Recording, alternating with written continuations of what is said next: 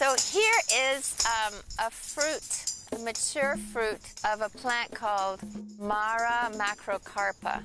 So as you can see, it looks like a loofah on the inside, and in fact, loofahs are members of the cucumber family. So this is a very unfriendly loofah. It has these huge spikes on the outside, presumably to prevent animals from eating them. Because on the inside, before they drop them, are these huge seeds. They're about this big around, and they're dark brown. They're pretty well protected in this pod.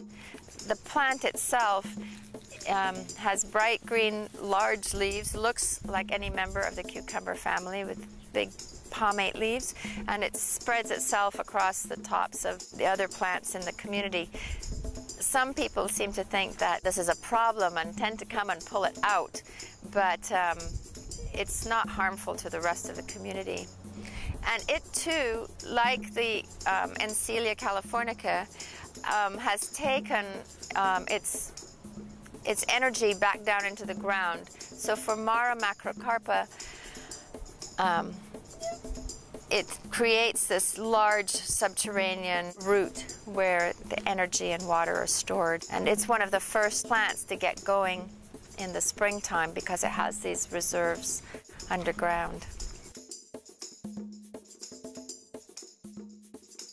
Here's the remains of a vine of macrocarpa. It's draped over the artemisia, and here are some of its fruits on the ground. Oh, that one's empty. Oh, here are the seeds right here on the ground.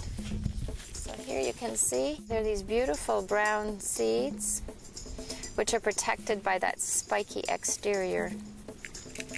They drop out as the case dries up. So we'll just leave it here to germinate during the next wet season. Here's a nice example, although it's in its sort of dry, dormant state, of a community that we sometimes forget about in the coastal sage scrub, which is this Mediterranean community that predominates here at the knoll. It's these mosses. So this is a Mediterranean ecosystem moss layer, and it helps to anchor the surface. They're really important in many of these upland mesas, and when this little community is disturbed, then the subsequent erosion and degradation of the surface makes it difficult to restore. Here are the remains of Coreopsis meridima, or also called sea dahlia.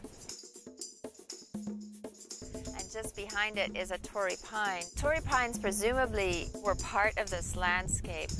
When I first started managing this site, there weren't any visible Torrey pines. The only remaining native population of Torrey pines is about 3 miles up the coast at the Torrey Pines State Reserve.